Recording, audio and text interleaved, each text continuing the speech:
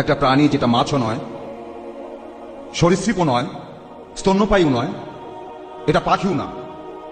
এটা আসলে কি কি আসলে প্রাণীটা দেখে আমি আল্লাহর প্রশংসা করেছি, কারণ কোরআন বলছে যখন এমন অসাধারণ কিছু দেখবে তখন তুমি বলবে ফাতাবারাকাল্লাহু আহসানুল খালিকিন।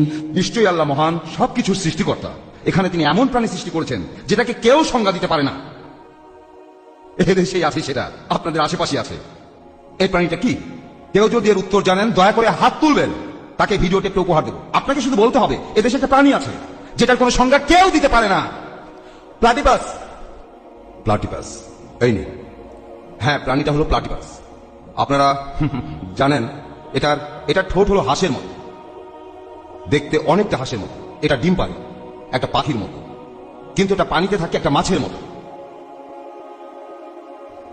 আর এটা তার বাচ্চাকে দুধ খাওয়ায়। তাহলে এটা একটা স্তন্যপায়ী, এটা তার বাচ্চাকে দুধ খাওয়ায়। এটা কি মাছ নাকি পাখি নাকি এটা স্তন্যপায়ী? এটা আসলে কি?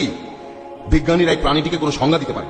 আর আমি এটাকে দেখতে পারার জন্য আল্লাহকে ধন্যবাদ জানাই। আর অনেক কিছু দেখেছি আপনাদের চিড়িয়াখানায়, আর প্রত্যেকবার বলেছি ফাতাবারাকাল্লাহু আহসানুল খালিকিন। নিশ্চয়ই আল্লাহ মহান, সবকিছু সৃষ্টিকর্তা। ফাতাবারাকাল্লাহু আহসানুল খালিকিন। নিশ্চয়ই আল্লাহ মহান, সবকিছু সৃষ্টিকর্তা।